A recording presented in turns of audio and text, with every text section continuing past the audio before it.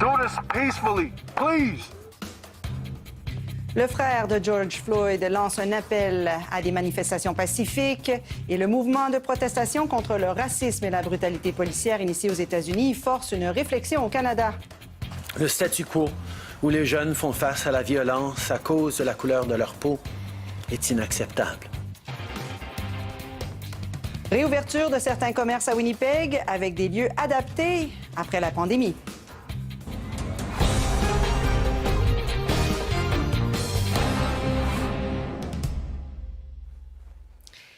Bonsoir et bon lundi.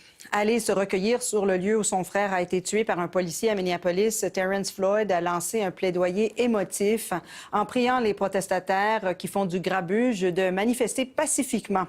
Et toute cette situation à Minneapolis suscite aussi beaucoup de réactions au pays, notamment à Toronto, où les relations sont parfois tendues entre la communauté noire et la police. Nous avons donc deux reportages à vous présenter, celui de Marie-Hélène Rattel en Ontario. Mais d'abord, voici le reportage de notre envoyé spécial, Jean-François Bélanger. We are quite aware that people are going to need child care, and we are quite aware that our frontline workers have to be a priority. Tonight, the province pulls the plug on daycare centers as of the end of the day Friday. Nobody's living in a bubble. Nobody's unaware of the situation. Restaurants start to close, putting staff out of work. And so this is going to hurt us in a significant way, but we're not in a position where suddenly we're going to have to shutter the doors and close down as a company. And the curtain closes temporarily on Winnipeg's theatre community.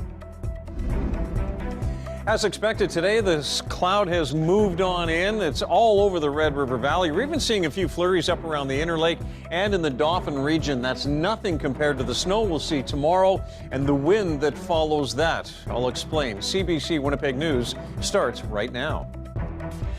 This is CBC Winnipeg News.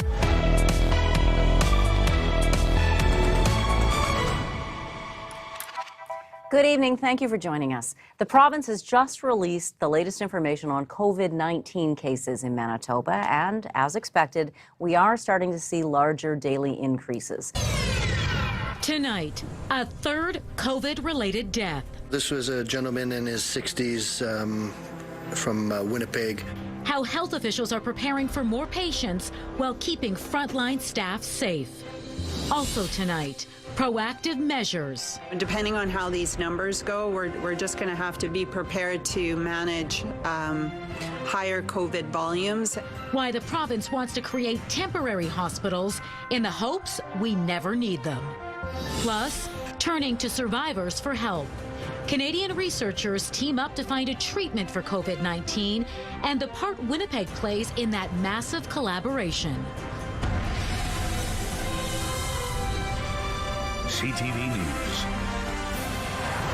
Live from downtown Winnipeg with Marilee Caruso. Good evening. Thanks for joining us. Manitoba has recorded its third COVID-19 death, a man in his 60s from Winnipeg. And as more cases and deaths are recorded, new dedicated units are opening up for patients with the virus. Manitoba's reopening plan. Manitobans have really stepped up. Gets a date to go ahead.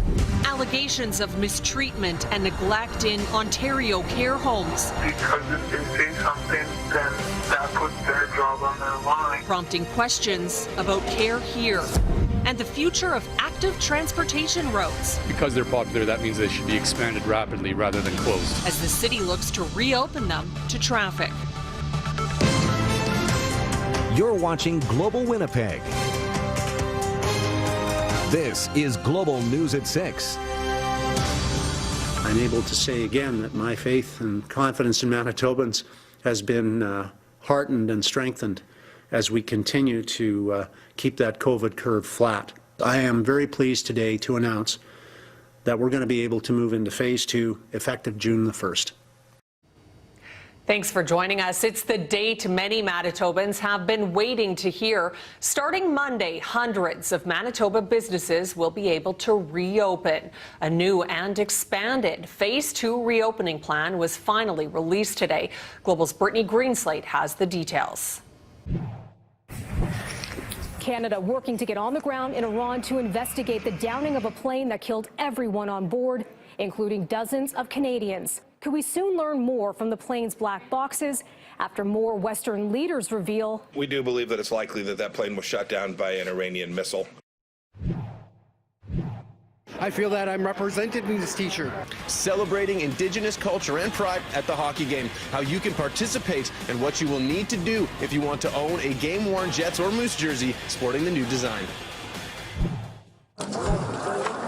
Iran rejecting claims Friday that one of its missiles brought down a Ukrainian plane near Iran's capital this week, killing all 176 people on board, including dozens of Canadians.